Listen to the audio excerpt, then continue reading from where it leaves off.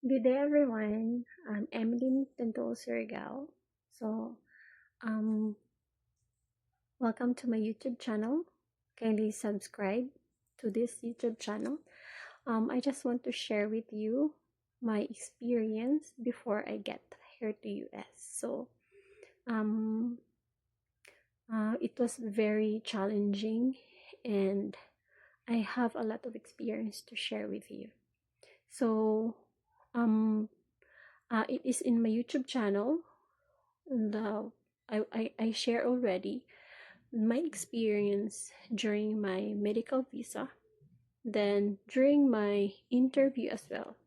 Then um in addition to that channel and to the videos that I have created, um I wanted to share with you the experience that I had when I was completing all my pending requirements, because after the interview, um my papers and my status were under 221G, means that I need to complete the pending requirements that I am needed before I got my visa. So that was on last January 2025 that I got my interview.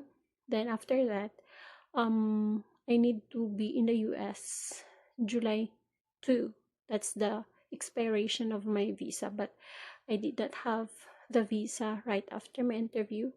I was under C in 221G, means that I need to complete all the requirements, the pending requirements. So the pending requirements that I needed to submit, because the spelling of my mother's name was wrong. Okay, so there's one letter is wrong with my mother's name. The C that one the name of my mother in my PSA birth certificate is not matched to my certificate of marriage, so it needs to be matched. Then um the birth certificate must be corrected, so I need to go to the city hall, or the place where I born, to have the correction of my PSA, my birth certificate, and the consul as well. Find it that my name is not clearly stated as Emmeline.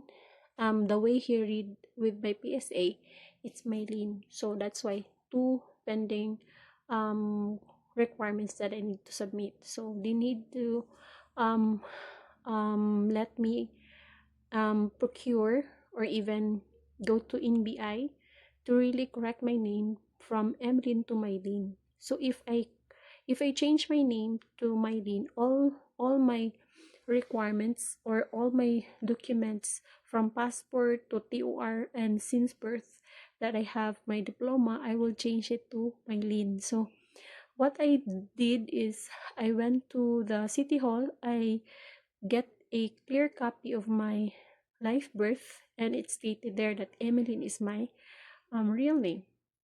Then that's one requirement that I get.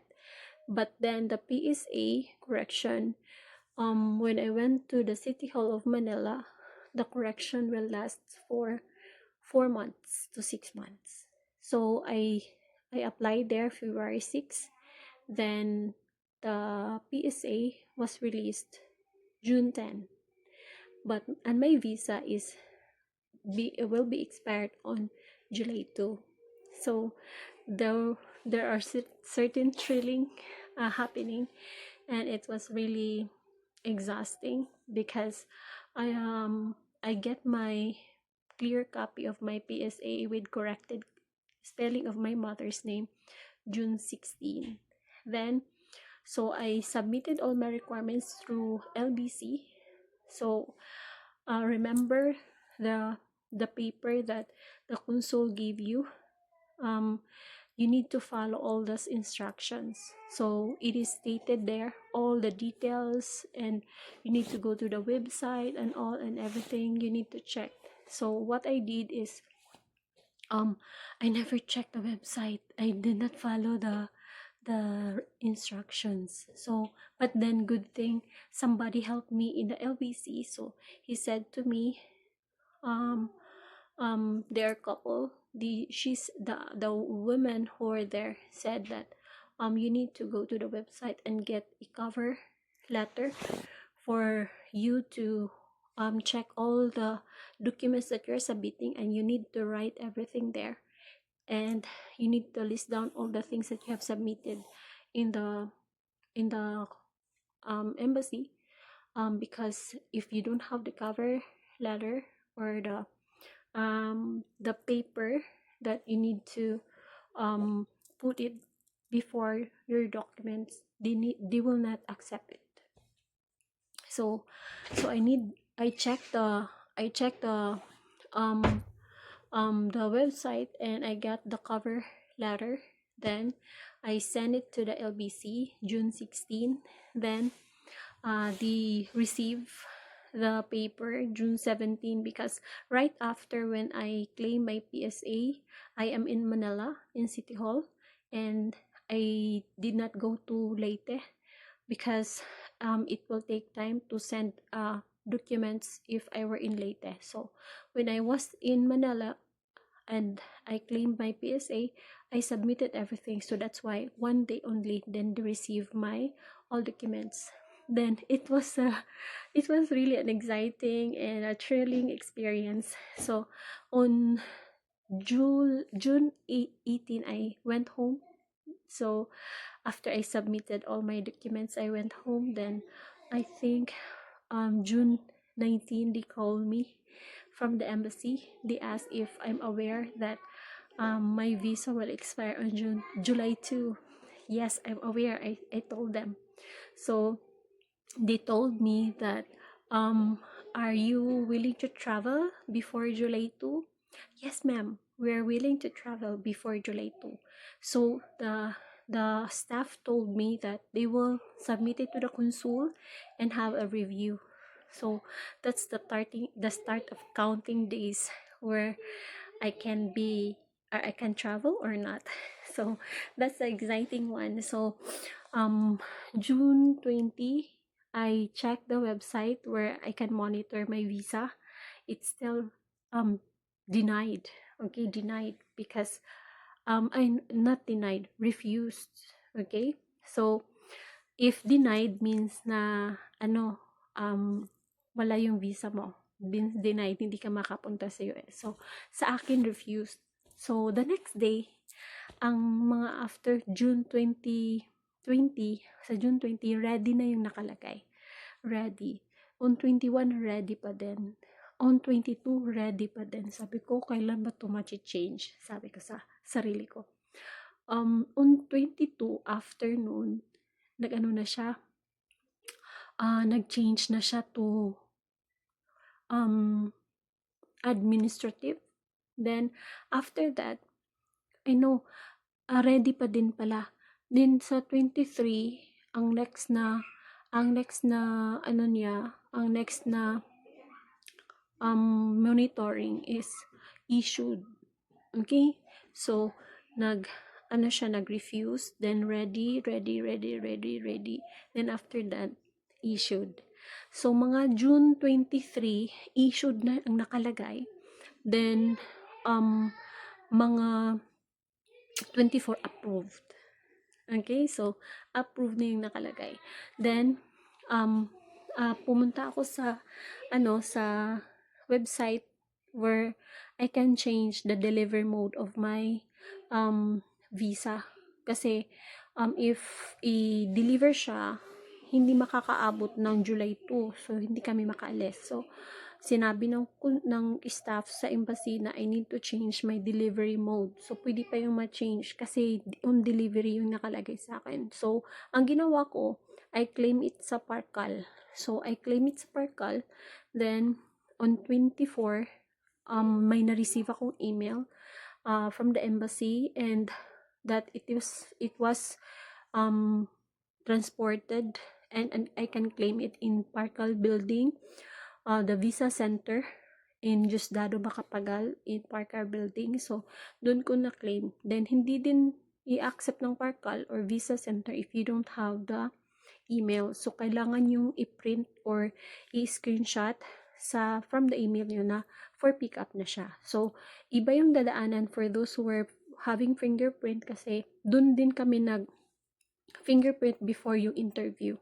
So, doon ako nag-claim ng visa ko. Then, yung packet na marireceive mo, don't open it totally. Yung ano lang, kunti lang gise sa passport nyo kasi yun yung documents din na titingnan ng immigration during your travel or when you arrive here in US. Yun yung ginawa ko. Then, when I received my visa, nakuha ko siya sa Parkal, may additional pang requirement which is the CFO.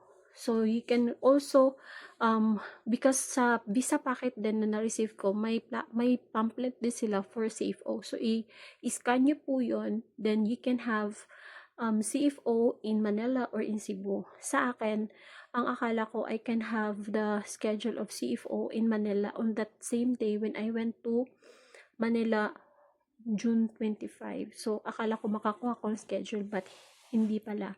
So, I arrived in Manila morning. I claim my visa. I get a ticket as well on the night time para kung makakuha ba na ako ng CFO sa morning until 4 p.m. Makaabot pa din ako sa flight ko kasi 9 o'clock but hindi talaga kayo makuha ng CFO on the same day. So, that day as well, on June 25, I checked the website and I checked the schedule of appointment and nakakuha ko ng schedule sa Cebu. Nakuha ko ng Cebu sa CFO Cebu website. So, I take an appointment there, then nakakuha ko on 26. Hello. So, nag-CFO ko ng June 26, whole day po 'yon. Kasi may seminar siya. At the same time, may interview one-on-one with the consultant and the one who conducted the seminar. Then after that, I went home, then nag-impake. So, umalis kami sa Pilipinas, nag-travel kami June 1, then nag-arrive din ako sa US July 1. Nag-travel kami July 1, dumating ako sa Pilipinas July 1 din. But alam nyo ba during the flight that I have, sa Pilipinas pa lang kailangan nyo i-ready lahat yung papeles nyo. So, what I did is yung papeles na kailangan is hand over nyo po. Yung dala-dala nyo po siya. Dala-dala nyo po siya the entire flight na hindi na kailangan na ilagay nyo sa hand carry maleta kasi kailangan nyo po siyang lalo na sa atin na kailangan i-question sa immigration. So, kailangan kasi na na-carry mo siya kasi para hindi ka na magkuha-kuha pa sa maleta. So, nalagay na dito. And, good thing, nadala ko lahat ng papeles ko. And, may siya, yung bang label, lagyan nyo ng label yung mga nyo kasi para hindi kayo mawala. Lalo na pag nag-ask sila. Sa akin, yung pinaka-question is, do you have resignation letter or a letter that prove that you already end your contract in whatever job do you have in the Philippines? So, sa akin, I work in a school. So, yun yung nangyari sa akin na may letter, then yung service record na talaga, wala na ako, end of contract na talaga. Then, I showed also my ombudsman with no pending criminal case. Then, after that, nagbiyahe kami. When we arrived in the Houston, so yun yung point of entry ko to US. So, dun din iko-question ka din sa immigration. Separate kasi kami ng daanan ni Hubby. So, si Hubby dun sa mga American citizen, sa akin sa mga immigrant. So, separate kami. Nawala pa ako sa airport kasi iba kami ng daanan na wala talaga ako. So, yun. They asked me, do you have Do you have fruit? Do you have food? Do you have something in your luggage? Like, mga alive or yung bang mga food. So, hindi ako nagdala ng mga kahit anong food kasi baka yun yung magiging rason na i-ano ka, i-pending ka, or yung maleta mo matagalan. So, hindi talaga ako nagdala ng food. More in mga gamit lang talaga, mga buti nakadala ko ng skincare. So, um, pinaka-ano talaga is, alalahanin niyo na hindi lang ikaw i-check, pati luggage mo din before you enter to the US. Kasi yun yung nangyari sa akin. Na akala ko ang baggage ay hindi i-claim doon sa Houston, i-claim din pala. Then, kiname namin, chinek sa customs, then afterward, muntikan pa kami maiwan ng eroplano sa Houston kasi may isa pa kaming flight from Houston to Dallas. But then, thank you Lord talaga sa lahat kasi God arranged everything na makaabot kami sa plane namin, pati yung mga luggages namin. And we're so blessed kasi nakarating kami July 1 before my medical visa expires July 2. Okay?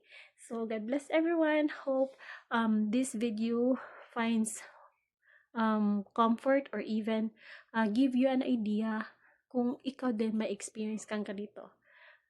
When you have travel or may katulad ka din ng experience ko or nawo-worry ka ano yung gagawin mo during your travel to US together with your husband. So, IR1 visa po ako. God bless you everyone!